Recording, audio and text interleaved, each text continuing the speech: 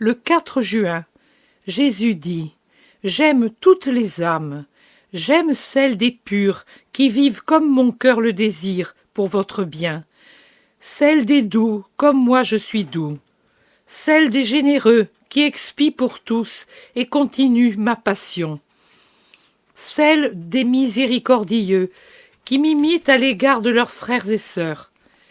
J'aime les pécheurs, car c'est pour eux que je devins rédempteur et que je montai sur la croix. Leurs péchés me font souffrir, mais ils n'éteignent pas mon amour pour eux. Ils n'éteignent pas mon désir de les étreindre contre moi lorsqu'ils seront repentis. J'aime les petites âmes qui, sans être dépourvues d'imperfection, sont riches d'un amour qui annule les imperfections. Je t'aime, toi qui t'appelles Maria, le plus doux des noms pour moi. Le nom de ma mère, ce nom qui est bouclier et défense contre les embûches du démon, ce nom qui est musique du paradis, ce nom qui fait tressaillir de joie notre Trinité, ce nom dont je m'entourais dans ma vie et à l'heure de la mort. Marie de Magdala, Marie Cléophas, les fidèles à ma mère et à moi. Crois en cet amour que j'ai pour toi. Sans cet amour autour de toi, pauvre âme, tu ne peux trouver que mon cœur qui sache te donner l'amour dont tu as besoin. Je t'ai tant aimé que je t'ai même contenté dans tes caprices, pas très raisonnables à vrai dire, confirmant par des faits réels tes châteaux en Espagne. Non pas que cela me soit agréable, mais je ne voulais pas te diminuer face au monde. Et puis je savais que même ces caprices se seraient transformés en outils de pénitence et d'amour, et par conséquent de sainteté. Je t'ai tant aimé que j'ai su t'attendre. Je te regardais agir comme une biquette bizarre, et des fois je souriais, d'autres fois je m'attristais. Mais je ne me fâchais jamais, car je savais que ma petite biquette deviendrait agnelle un jour. Si je ne t'avais pas aimé comme je t'ai aimé, penses-tu que tu serais ce que tu es? Non. Dis-toi bien que tu n'aurais fait qu'empirer de plus en plus. Mais j'étais là et je veillais. N'aie pas peur de mes caresses. Jésus ne fait jamais peur. Abandonne-toi, avec ton cœur et ta générosité. Donne-moi tout, et prends tout de moi.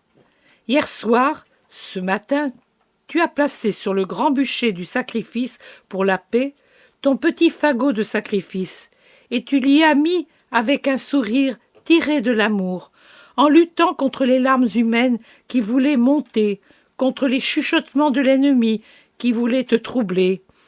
Ô ma chère, ton sacrifice, fait avec la joie de l'amour, ne sera pas oublié. Maintenant je vais te demander une chose. Tu sais, et tu y penses avec douleur, qu'un grand nombre d'hosties sont éparpillées parmi les saletés et les ruines dans la dévastation des églises. C'est comme si j'étais moi-même renversée, parce que je suis dans le Saint-Sacrement. Eh bien, étends idéalement ton amour comme un tapis précieux, comme une nappe du lin le plus pur, pour me recueillir, moi, Eucharistie, frappée, blessée, profanée, chassée de mes tabernacles, non par ces petits hommes qui frappent mes églises, ils ne sont que les instruments, mais par Satan qui inspire leurs actions. Satan qui sait que le temps presse et que cette lutte est parmi les luttes décisives qui anticipent ma venue. Oui, derrière le paravent des races, des hégémonies, des droits, derrière le mobile des nécessités politiques, se cachent en réalité le ciel et l'enfer qui se combattent. Et il suffirait que la moitié des croyants dans le vrai Dieu, mais que dis-je, moins que cela, moins du quart des croyants, croient réellement en mon nom, pour que les armes de Satan soient domptées. Mais où est la foi? Aime le moi eucharistique. L'Eucharistie est le cœur de Dieu. C'est mon cœur.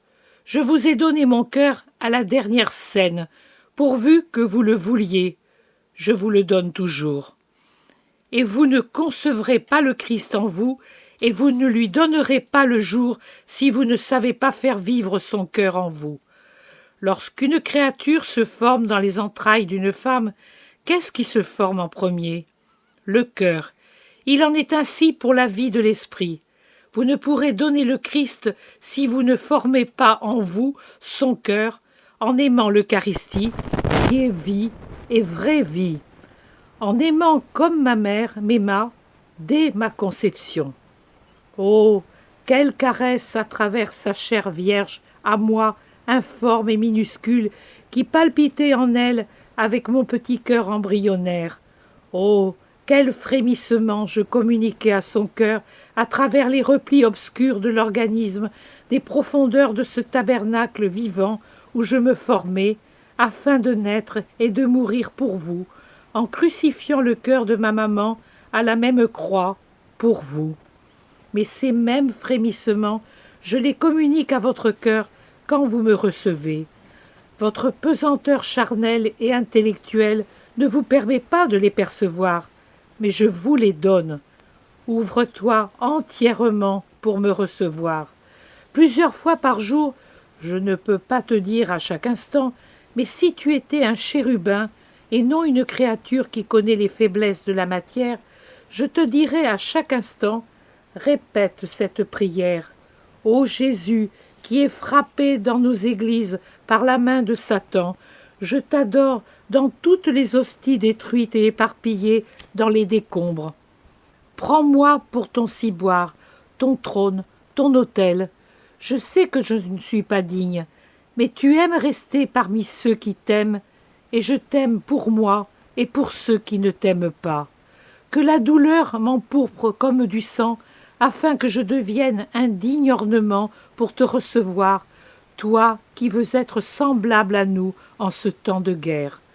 Que mon amour soit une lampe qui brûle devant toi, très saint, et mon holocauste de l'encens. Ainsi soit-il.